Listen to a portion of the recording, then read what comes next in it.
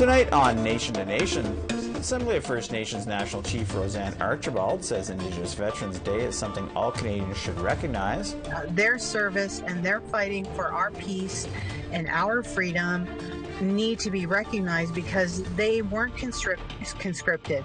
Military historian John Moses talks about the long and complicated relationship Indigenous people have had with Canada's forces. Military service by Indigenous persons is hugely fraught and complex and contentious. And Indigenous veterans advocate John Jewett says a career in the military is something young Indigenous people should seriously consider. If you want to go into the forces, it is a good career. I did 30 years. Welcome to Nation to Nation. I'm Fraser Needham. Once again, Remembrance Day is upon us, and this brings up the complex relationship Indigenous people have had with Canada's armed forces. In fact, Indigenous veterans are often honored a few days earlier on November 8th. Joining us today from Vancouver to talk about this relationship is Assembly of First Nations National Chief RoseAnne Archibald. National Chief Archibald, thank you for joining us. Happy to be here. Thank you. And I guess one of the first questions that we had was, why is it that there needs to be, or is necessary to have, like an Indigenous Veterans Day on November 8th, and then also, which is only a few days before the Canadian ceremony on the 11th? Could you just tell our viewers a bit about that? Well, the day itself started in the 1990s, and I came to Vancouver specifically because Dennis Ward. David Ward actually took a bus from Ottawa to Vancouver and started one of the first, what was then called the Aboriginal Veterans Association. And that association connected with other veterans across Canada. And 4 years later, in 1994, the very first Indigenous Veterans Day was, not celebrated, but commemorated in Winnipeg. So, the idea of our own veterans having their own day really kind of goes back to how they were treated by the government when they did serve this country. And particularly, I listened to a veteran speak here in Vancouver yesterday, and he talked about how he would go to November 11th ceremonies and he just wasn't treated very well. He was really, in a way, ostracized. And so those are difficult moments when you put your life on the line for Turtle Island and for Canada. And so they just weren't treated properly by the government. They would receive a stipend like other veterans, but it was very much controlled by the Indian agent, for example. They weren't given the same land base that other veterans who returned from the wars were given. There were a lot of injustices against our veterans, and some of those were corrected, but the hurt of those moments still really resonates today. Moving along to something you were also talking about, and that being the long history of Indigenous people not receiving the same benefits as non-Indigenous people after serving their country, and generally being treated poorly when they returned home. Do you think that Canada has done enough to correct these wrongs? The hurt that happens is really compounded because, from what I understand, some of these veterans signed up. They were underage. They were sometimes 15, 16 years old, and they had just come out of these institutions of assimilation and genocide. I don't call them schools anymore. And so, they were already having those issues around the trauma of that experience and then going off to war. And to go off and to put your life on the line for the freedom and peace of others, and to come home and to be so denigrated and so disrespected, it hurts. And so I think that Canada has to figure out how to commemorate November 8th in a much more fulsome way. November 11th, I was there last year in Ottawa, and the Prime Minister was there, the Governor General was there, and we need those kinds of high-level leaders that are a part of the Canadian government to participate and lead these kinds of events for November 8th for our own veterans. We really need that. And I think that's one way that you can show that, we are on the road to reconciliation on all fronts. But I've always said, in the past, there has to be truth before reconciliation. And the truth is that our veterans were not treated very well. Okay, and another issue I'm sure you're aware about is that the military, unfortunately, has been plagued by racism, sexism, and intolerance in general. Do you think things have changed? Are they getting better, or are they maybe even getting worse? I would really defer to the portfolio holder on those kind of matters that are a bit lower to the ground. As you know, Fraser, I'm kind of high level and always at sort of 30,000 feet looking at the bigger picture. But in terms of, does the military need to change? Absolutely. There seems to be some commitment made in that regard. And I think in the coming months and years, we're going to see how serious this government and that organization of the Canadian military is in terms of transformational change that makes those spaces safe for women, for 2SL people, for our own Indigenous veterans, for, BIPOC, people of color.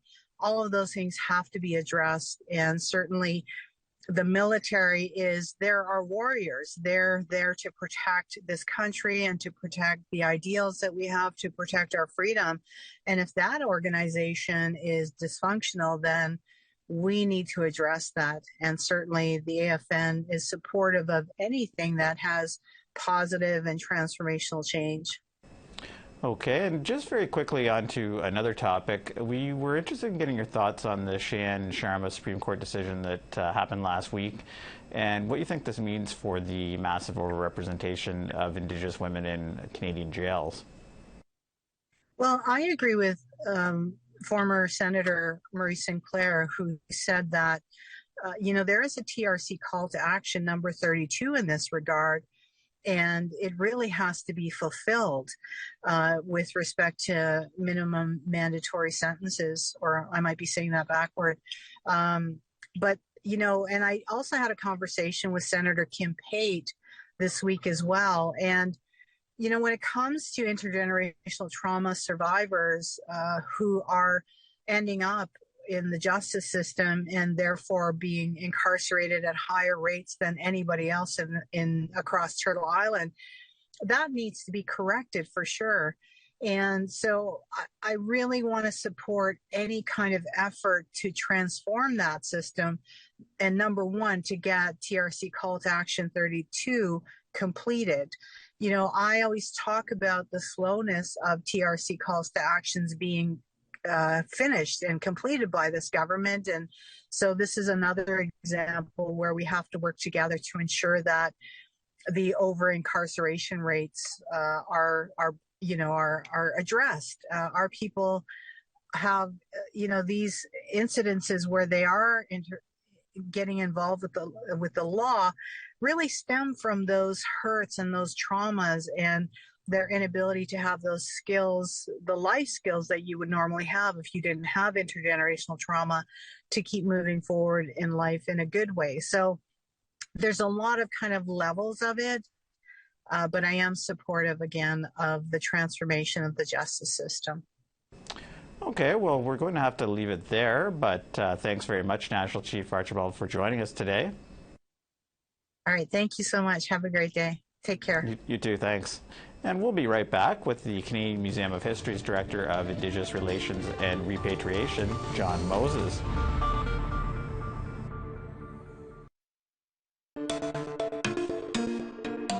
Welcome back. Indigenous men and women have made significant contributions to Canada's armed forces in both World Wars, the Korean War, and peacekeeping missions. But these contributions have often went unrecognized. Joining us today to talk about Indigenous participation in Canada's forces is John Moses, Director of Repatriation and Indigenous Relations at the Canadian Museum of History, who is also an Indigenous veteran himself. And welcome to Nation to Nation, Mr. Moses. Good morning. Thank you, Nawe. Okay, and maybe what's a story from the past that involving Indigenous veterans that maybe should be more widely known? Well, I think in my own circumstance, I'm a member of the Delaware and Upper Mohawk bands from the Six Nations of the Grand River Territory near Brantford, Ontario. So certainly there's a military service tradition there stretching back to the days of the American Revolution and even beyond that. For example, the notion of the covenant chain wampum relationship between the Six Nations Confederacy and the British Crown, symbolizing in effect trading and economic partnerships during peacetime and military alliance during war. So I think it's important for people to realize that in no circumstance did Indigenous peoples participate in these military efforts at the time of the First or Second World War out of some sort of quaint or naive sense of subservience to the British Crown. Military service by Indigenous persons is hugely fraught and complex and contentious.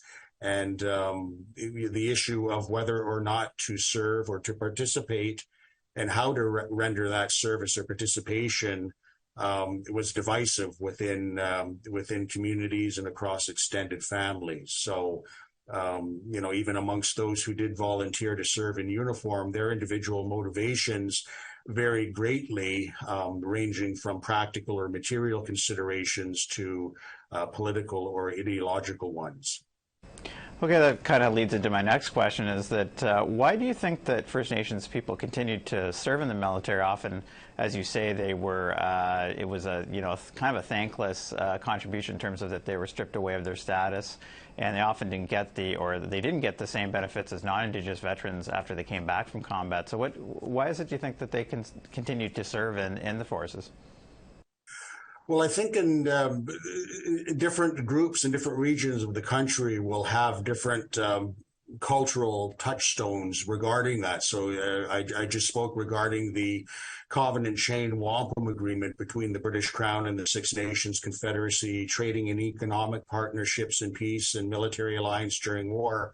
Elsewhere in other parts of the country, for example, across the Plains or Prairies First Nations, where there is the tradition of the numbered treaties, we see the idea of the Crown as being at the foundation of the treaty relationship.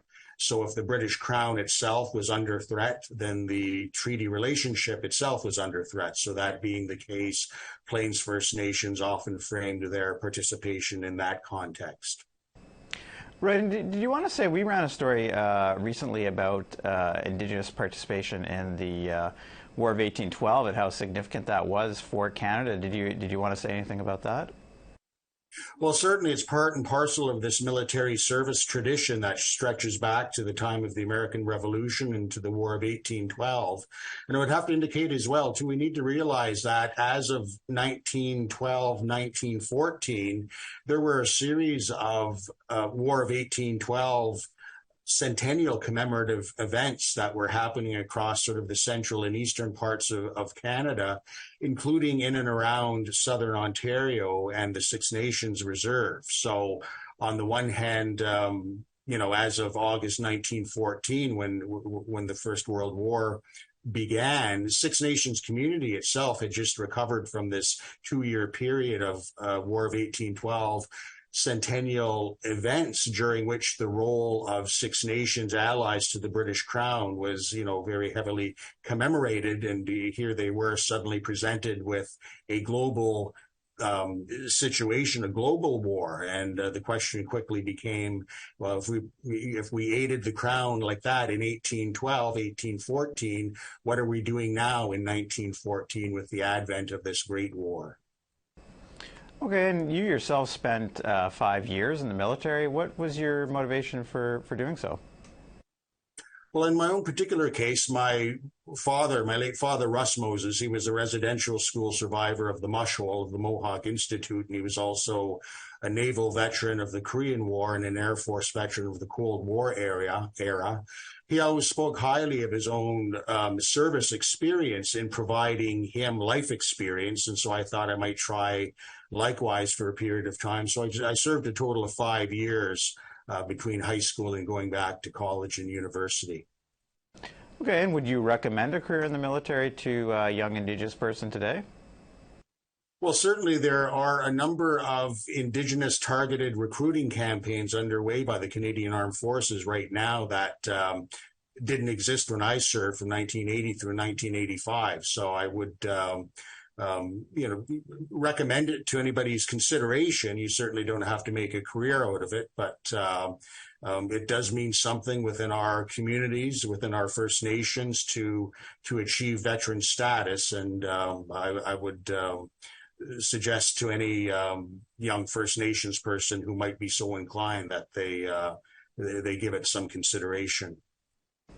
Okay, and in your 5 years of service, what would you say you personally gained from your career in the military? Well, I certainly got to see areas of the country that I would have to say the average person does not get to see. My military service included a 6-month deployment to Canadian Forces Station Alert, which is at the northernmost tip of Ellesmere Island in the Canadian High Arctic. So I had the opportunity of doing a deployment there from August of 1984 until February of 1985, and that included experiencing the long polar night, which was something which I still recall.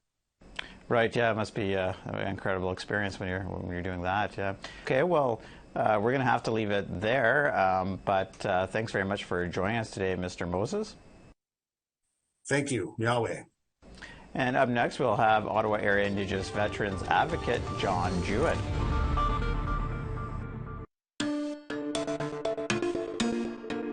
John Jewett served in the Canadian Armed Forces for 30 years. He's been advocating on behalf of Indigenous veterans for the past 2 decades.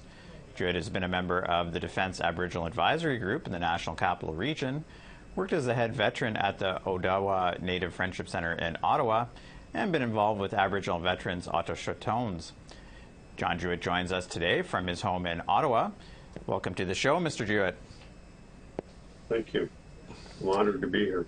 I'd like to take this opportunity to acknowledge that we are on the traditional unceded lands of the Anishinaabe, the Algonquins. Thanks very much. And I guess I thought I would start off by, we did go to the Aboriginal Veterans Monument yesterday for Indigenous Veterans Day, and there really wasn't too many people there, just a handful, and so we were kind of surprised. But I understand that not all Indigenous veterans recognize this day or choose to partake in it. So could you maybe explain that a little bit to us? So as a veteran, I served 30 years in the military, and I have other friends that have served greater lengths of time, others shorter. Many of us recognize 11 November as being Remembrance Day. With November 8th, I don't quite understand what it's about, but I have other folks, other people that I know say, well, November 8th, we recognize and acknowledge that the veterans, the Indigenous Aboriginal veterans, came home. A lot of times they weren't given the same rights as the non-Indigenous veterans. Okay, all right. Well, that's fair enough. And I guess that kind of brings me into my next question, which is Indigenous people have sacrificed a lot to join the Canadian Armed Forces, but they often have been not well treated, experiencing racism and intolerance, as I'm sure you're aware of. Have things really changed very much today, or is it still Indigenous people are still facing significant racism in the ranks? Today, I don't know. What I can suggest is my son is in the military, and at one point in time, he was growing his hair out, but he eventually decided that he wasn't going to do that because of the, I guess, let's say the undercurrents from even his comrades would bug him, harass him, tease him, and not acknowledge why he was actually growing his hair. And I know that that was an issue. I don't know if it is anymore because the Canadian Forces have changed their hair and facial hair policy. So I don't know what that has, what kind of effect that has today. Okay, well, yeah, and I guess we were also wondering if a young Indigenous person approaches you about pursuing a career in the forces, what do you say to them? Well, there's a couple of things that I try to suggest to them. First of all, get as much education as you can, right? That's the first thing. Is that apply if you want to go into the forces. It is a good career. I did 30 years. I eventually retired. I have a good pension. I can live off of it. A lot of people can't say that when they have a pension. I had a good career. I made many friends, many friends. I still have close friends from when I was 17, 18 years old when I first joined the military. We still keep in touch today. We have many great memories. I don't have many bad memories in the military, but it was a great career choice, for example, and I try to explain that. I eventually, when I retired from the military, I was able to take the skills that I had learned while I was in the military and transfer them into the civilian world, and I became a public servant, working in Department of National Defense. So I had one career in the military, and what I learned allowed me to have a second career with the public service later on.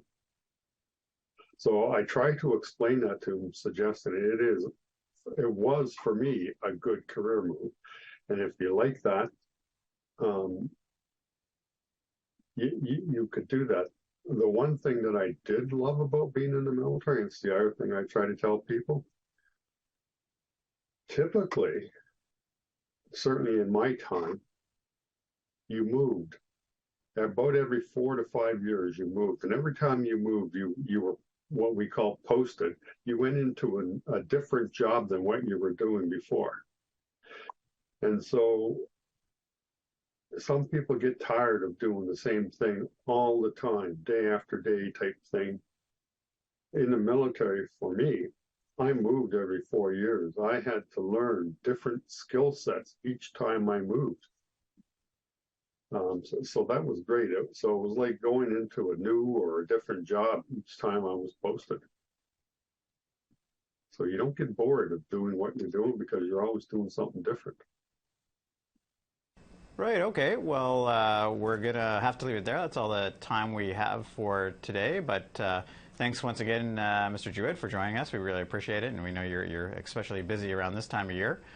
And yes. Thanks. That concludes this week's episode of Nation to Nation. If you missed any part of tonight's show, you can check out our podcast. Go to aptnnews.ca/podcast. I'm Fraser Needham. Thank you for joining us this evening. Until next time.